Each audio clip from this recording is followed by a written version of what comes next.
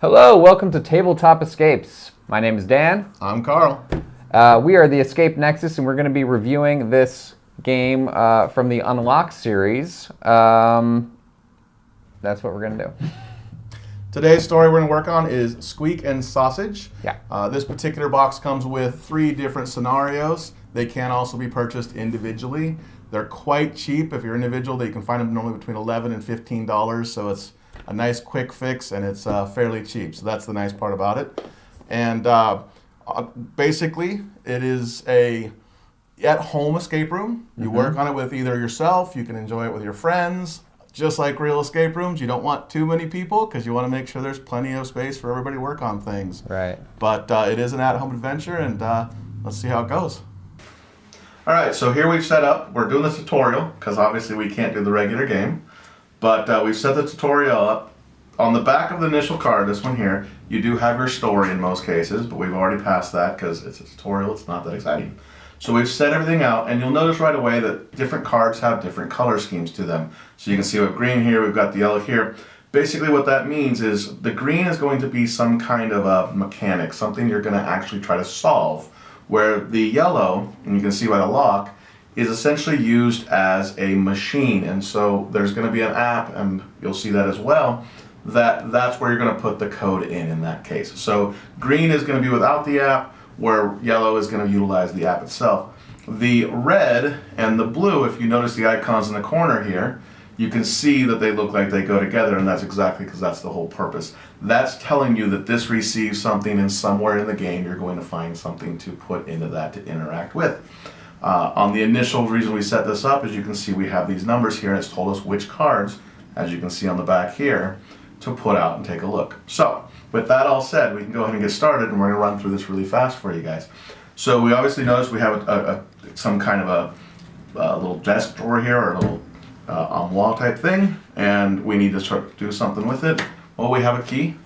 Key is blue, this is red. Logically, they probably go together. And you add the 2 numbers up. So you have the 35 and the 11, so that's going to get us 46. And sure enough, we have 46 in the deck, so that means we have correctly solved it. By doing that, it tells us which cards to get rid of, which in this case, the 2 we just used, we put those to the side, and now we have an open cabinet. Okay, this is where the scavenge comes in. In this particular case, it may be hard to see on camera there, but you can see we have a small little number there. Whenever you see something like that, it actually is a scavenge, and that's telling you to pull an additional card. So in this case, it's 16. We've happened to find a wire. And again, it's a blue item, so logically it's going to combine somewhere. So we're going to put this to the side for now, as we need to try and figure out what are we going to do with the blue wire. Well, the wire looks like it may work with our gadget here, our green card. And you can see the green card is telling you it does accept a red, but it doesn't know what value to give until you correctly solve it. So we're going to go ahead and figure out how to lay this thing out. The way we do that is we look around. Well, we happen to see on the side of the cabinet here, that kind of looks like our grid system here. So probably we have to put a line there with the wire. We do that.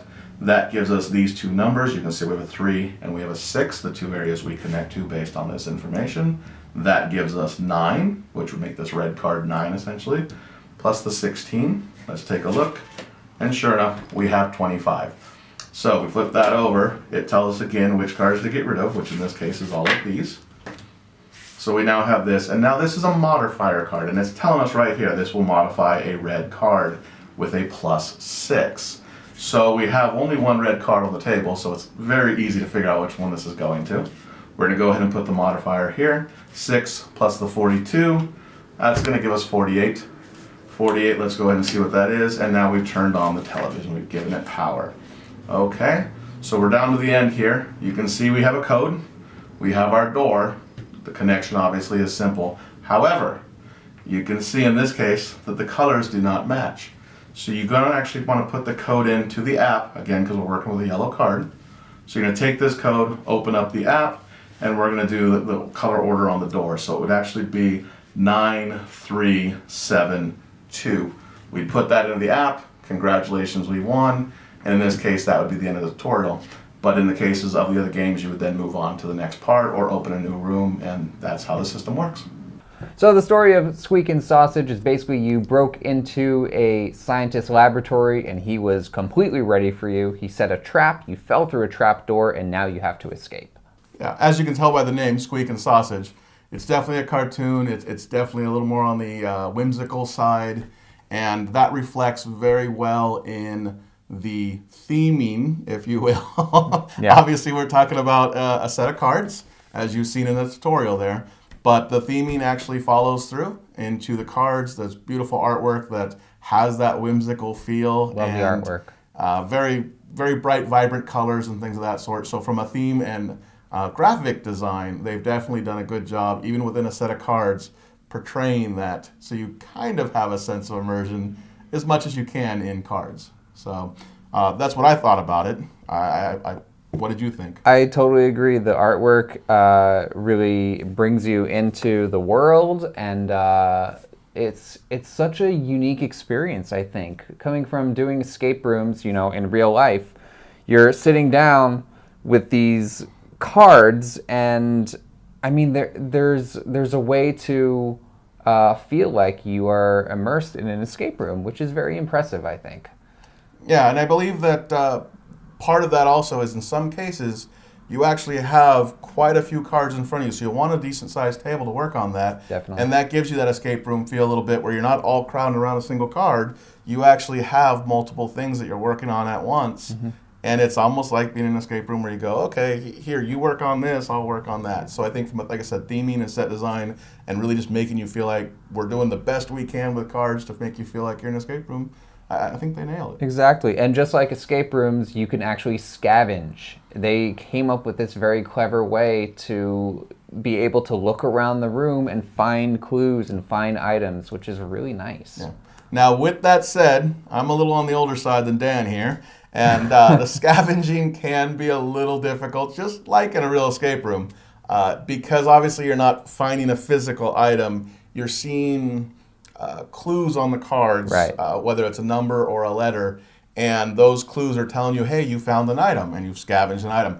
Those can be, one, they're hard on their own because they want to make it hard, right, the difficulty. Definitely. But for the eyesight, definitely want to make sure if you've got bad eyesight, bring a magnifying glass. And I think you're giving me too much credit because I'm actually blind, so I don't have my glasses on right now. I definitely wore glasses when playing this game because those clues are very, very tiny and they're hidden, and they're tough to find. But when you do, it's very gratifying. And I think it also sets you up for what an escape room is, because when you go into an escape room, usually the first puzzle is actually pretty simple.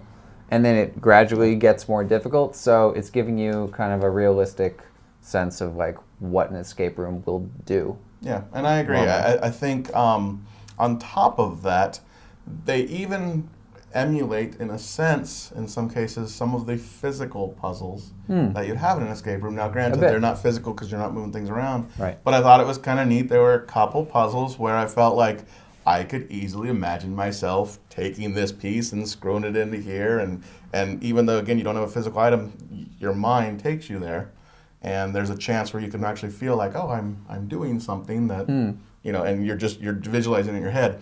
And I think it's great because, you know, normally you get these things and it's, you know, Sudoku puzzles and math and things. None of that exists in this one, and I thought that was fantastic because I was really expecting a lot of that. This is more like, okay, what would I do in this situation? What would fit into here? Or like, how do these two items connect with each other? And okay, I think these two work together, so I'm going to try it. And then you're right or you're wrong. Yeah.